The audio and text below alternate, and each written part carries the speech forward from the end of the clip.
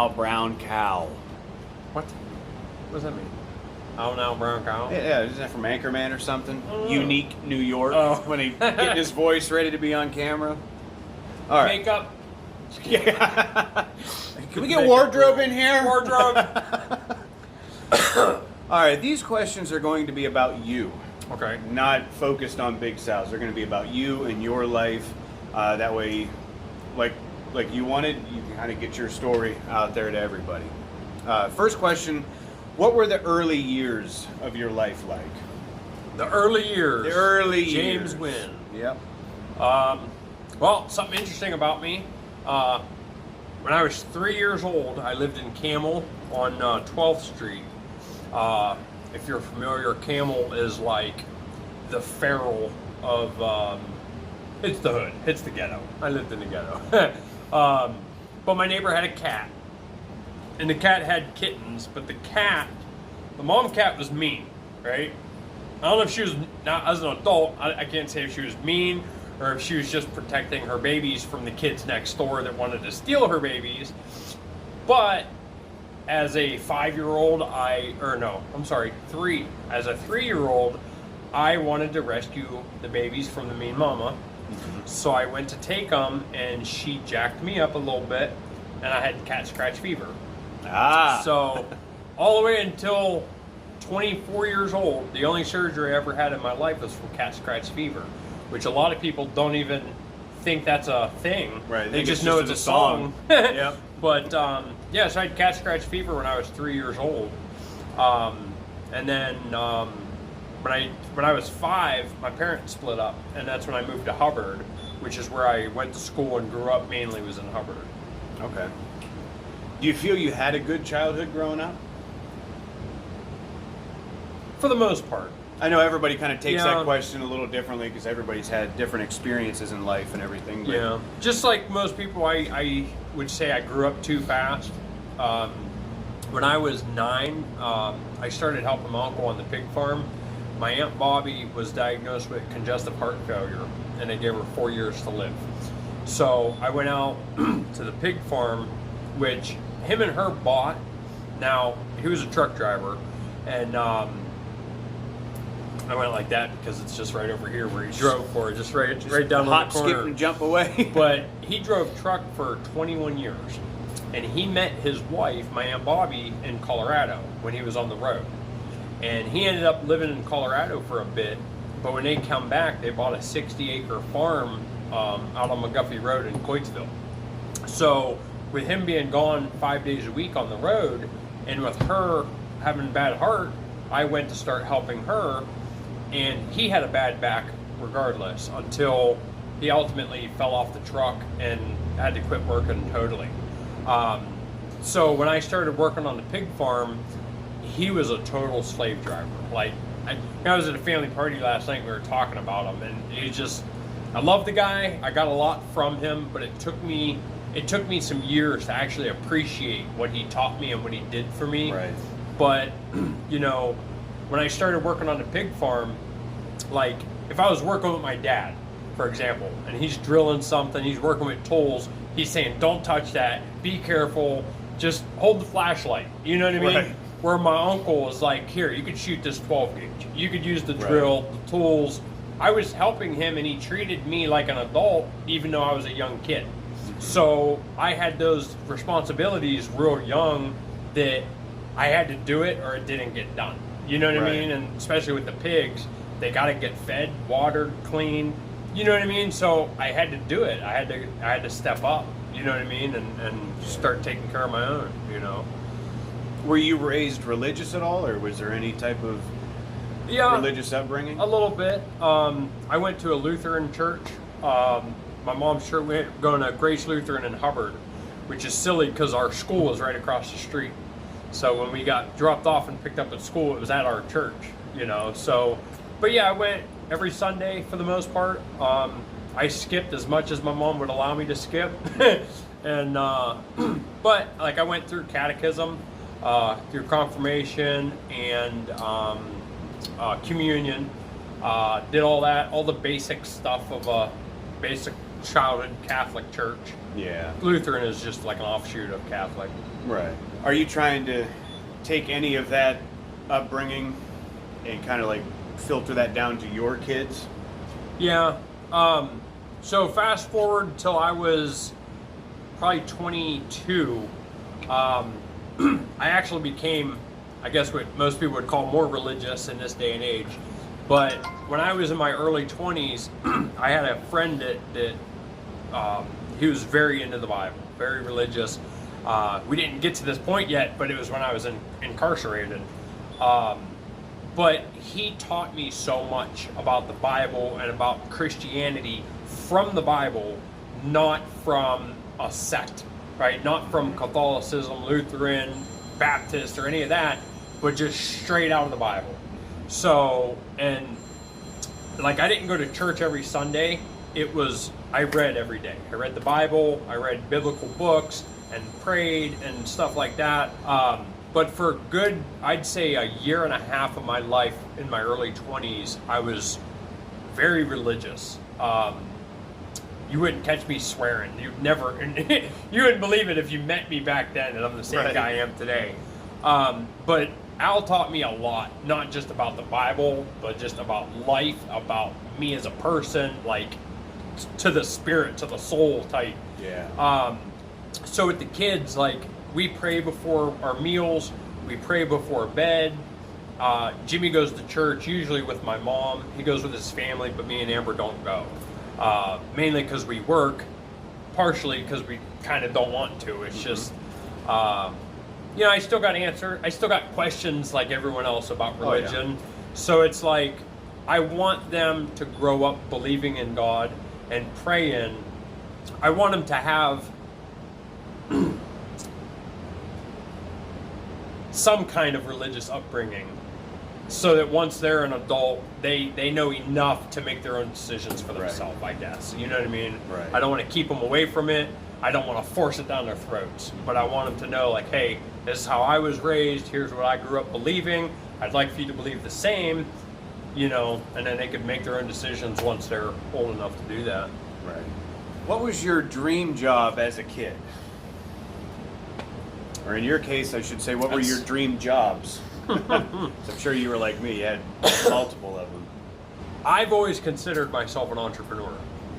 So I've probably never worked a job that I didn't want to own, if that makes sense. When I was helping my uncle on the pig farm, I dreamed of making my own pig farm, right? I wanted to scale it, have more pigs, more vegetables, more everything, and have my own farm. When I started helping my uncle, his brother, my other uncle, John, he owns a newspaper. I started working for him. I wanted to own a newspaper. I wanted to have my own printing press and be a printer and that. When I started getting into the teenage years and smoking pot, I wanted to do an underground pot farm. When I was like 13 or 14, no lie, I had a notebook and pen, and how far do I have to dig? I could make an underground bunker and just grow pot underground. Right. This is before it was legal and all that. So it's like anything that caught my interest, I wanted to scale into a business. It's been landscaping, the newspaper, the farm, snakes, just anything I got into, I wanted to scale it into something. So there's never been one dream. I've never wanted to be a fireman and that was it. It's just always something different. Not the typical career day. Yeah. What do you want to do when you grow up? Oh, police officer, firefighter, stuff like that. And I'm very ADHD, as you can tell. So I bounce around a lot, and something catches my eye, I want to put my all into it because, a lot of people are so negative about life and about money and about anything that I can't do it. Well, they can't do it because you're told you can't do it and you believe you can't do it. But one thing I learned was whether you believe you can or can't, either way you're right. And it's true, because if you believe you can do something, you can do it. You have to put a lot into it. Just the fact that something's possible doesn't mean it's not going to be hard. Or it doesn't mean it's going to be easy. When I tell people, to invest their money, for example, just $10 a week, a paycheck, something, to help you in your future or your kids or something, you can do it. And like becoming a millionaire. Everyone wants to become a millionaire. And it's like, I believe I can become a millionaire. I believe you can become a millionaire. My kids, anybody, especially now in this day and age with technology. But there are so many people that are going to listen to me or watch this one day and say, not me. I can't do it because of the way I was raised, because of the color of my skin, because, you know, I don't have a business like you have. I can't do it. And it's like, no, but we all start somewhere. And I started at the bottom. I mean, I was disabled with my back and just, I was a wreck. And I started this with $35 worth of borrowed money. You know what I mean? And now we see on average of 50 or 60 sales a day, which I would love to find out one day. I need like a people counter or something. But our sales average, I would say about 50 a day. But each sale could represent 3 or 4 people. Because people walk in, they have a whole family with them, or just 2 people or 4 people. So I see over 100 people a day, more days than not. You know what I mean? To kind of touch on what you had said there too, how some people don't believe they can do something, but then they know somebody that did. You can't ever compare your chapter 2 to someone else's chapter 10. 100%. You just might not be to that point yet. Yeah. And you might be past that point, and you might be the chapter 10 looking at somebody that's on chapter 2, and it might be switched around. You just never know. Yep. And one thing, some people, if you're a new customer, you've only been in here one time for 10 minutes, you may not think I'm a positive person just because, like, I swear a lot. That's one thing I know and understand about myself, and I would like to cut down on, because there are a lot of kids that come through here. But I'm a positive person, and I want people to do better. I want my people to do better. I want myself to do better, you know, and I believe it's possible. So when I have friends that say they always need something, you know, my electric bill's getting shut off, I'll sell you my PlayStation, $100. I don't want my bills to get shut off, and you know, I might buy that item or a snake or whatever it is a couple times. But then I'm like, hey, like, I know you're struggling. Let me give you some advice to help you. You know what I mean? And it's like, I know the advice is good because it's the advice that I followed, but they don't follow it.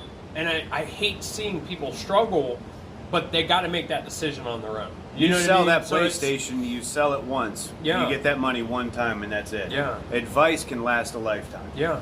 It definitely can. And it's silly because, like, I got my dad, I got my uncles, I got my brother Al I told you about, that have all given me good advice when I was a kid. When you're a kid, I don't care if I was 5 or a teenager, they're giving me solid advice. And I'm just like, I don't want to hear it. It You're might old. take 20 years to set in, but when You're it old. does. I don't want to hear it. It's not relevant to me, or I laughed it off. And now, 25 years later, I hear myself giving that same advice to my kids or my friends or whatever, and it's like the smoking. I've been a heavy smoker. I've been smoking cigarettes since I was 9 years old, and I hate it. Like I'm trying to quit. I've been trying to quit by switching to vaping and stuff, but I tell Jimmy to not smoke, and Maddie, and I had my half sister living with us a few years ago, and like cigarettes is the stupidest thing in my life I've ever done. So when I see a young person smoking now, I'm like, you idiot, you know all the negative effects of it. Why are you starting now? And I know my mom told me the same thing. Well, she was smoking as she's telling me that. Yeah. And she said, if I knew what I knew then, what I knew now, I never would have started. Yeah. Back when I was a kid, they didn't know about all the chemicals and the side effects and this, that, and the other. But now you're on it and you're hooked, And it sucks because it's like, I know you're not going to listen to my advice because I didn't listen to their advice. Right. But it's, but I do see a lot of potential in a lot of people that I know they can do better with certain things. Sometimes they're on that chapter 2. They're not ready for that. You know what I mean? So it sucks because truthfully, it's none of my business whether or not they take the advice or if they keep smoking or keep, selling their stuff to pay bills. It's not my business. But I hate to see people I love suffer. You know what I mean? So it has a lot of weight on me that it's like, I know how you can be happier, but you have to follow something, whether it's my advice or, you know, someone else's plan. There's a way out of whatever struggles you're going through if you want out of it. You know what I mean? So it's tough, you know. But I am very positive, you know, very positive person if, you know, other than the swearing. Yeah, we could walk in here 5 days in a row. You're doing the same thing that you do every single day. But every time we ask you how it's going, you never just like, oh, same cereal, different bowl. Yeah. Like, it's just, you're always upbeat and you're always positive and you're always trying to think the next step before it happens. And that's what I think a lot of people need to kind of do. But they get caught up in that routine. And then once it becomes a routine, like you said earlier, it becomes a chore. Yeah. And now it's work. And now they're being forced to do it. But sometimes And it's hard to break a routine. it's very hard to break a routine. Yep. And then real quick, last question for this part here is, what was your first job? You probably already covered this, but like your first actual job, what was it? For a family or like real payroll? Either one or both. I think, all right, for a family on payroll was the Review newspapers, which my Uncle John owns the Review newspapers. I started out stuffing envelopes and licking envelopes and stamping them, $5 an hour, and I was on payroll. I got a paycheck and everything. I think I was 12. But yeah, just stuffing invoices, licking them, put the stamp on, handwriting their stuff. Eventually, he got the stamper machine that did it, but I still had to feed the machine. Yeah. But then my first like real job besides family was Burger King. I worked at Burger King for 3 days, and I walked out because I ran away. Oh, okay. I was 16, and I ran away. I stole a car and some money, and I ran away. I never intended to come back, Well, and I did 2 days later. stay tuned for that story. Yeah.